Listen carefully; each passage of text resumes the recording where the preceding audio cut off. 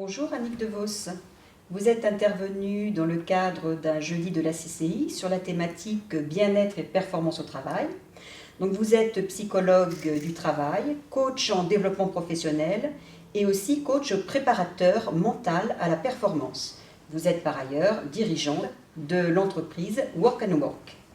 Alors une première question sur ce sujet du bien-être et de la performance au travail. Est-ce qu'on peut mesurer évaluer la performance en entreprise du fait de ce bien-être? On a quelques retours d'expérience, notamment sur des salariés qui sont heureux au travail. On s'est aperçu qu'effectivement, quand il y a des salariés heureux, on augmente de 30% la productivité. Il y a plus de créativité, plus de coopération, moins d'absentéisme, une fidélisation plus importante, plus d'autonomie. Voilà, donc ce sont des indicateurs objectifs qui ont été relevés. D'accord. Alors, qu'est-ce qui fait que au sein d'une entreprise, au sein d'une même organisation, un salarié qui va occuper le même poste, le même emploi, le même métier, va être plus performant qu'un autre? C'est une bonne question. Je vais vous répondre par une petite histoire, en fait, l'histoire des tailleurs de pierre. Donc, c'est un chef de chantier qui vient visiter les conditions de travail de tailleurs de pierre et il voit un premier tailleur de pierre et lui pose la question « Qu'est-ce que vous faites, monsieur ?» Et le tailleur de pierre, un petit peu bougon, lui répond « Vous voyez, monsieur, je taille une pierre. » Bon, il n'insiste pas, il continue un petit peu plus loin et il pose la question à un deuxième tailleur de pierre « Vous faites quoi, monsieur ?» Le tailleur de pierre lui explique, vous voyez, là je taille une pierre, je vais aligner parce que je suis en train de construire un mur.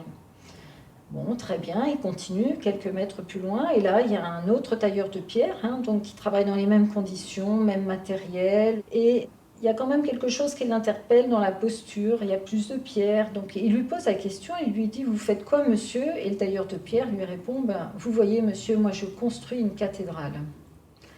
Donc en fait, qu'est-ce qu'on peut en traduire? C'est qu'il y a peut-être plus d'implication, de la motivation, une vision, des valeurs, peut-être de la fierté, d'un sentiment d'appartenance. Enfin, il y a beaucoup de choses qui peuvent jouer qui fait qu'il y en a un qui va être motivé plus que l'autre. Voilà. Alors ça veut dire que le fameux chef de chantier ou chef d'équipe ou manager, d'une façon plus générale dans une entreprise, qu'est-ce qu'il peut faire pour essayer, celui qui semble moins motivé et qui va peut-être avoir une productivité moindre, quels sont les leviers, les outils, les techniques qu'il peut activer pour justement favoriser ce bien-être de ce collaborateur et des collaborateurs en général dans l'entreprise? Alors, quelques pistes, c'est déjà peut-être aider la personne à prendre du recul sur sa situation professionnelle, c'est peut-être amener du soutien émotionnel si nécessaire, donc écoute, empathie, peut-être aller chercher quelles sont les motivations intrinsèques de cette personne. Voilà, il y a diverses pistes qui peuvent être étudiées.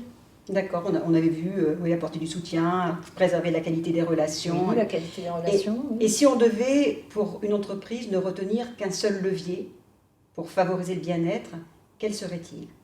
En conclusion, on a un seul levier, un seul outil, un seul comportement à avoir pour favoriser ce bien-être.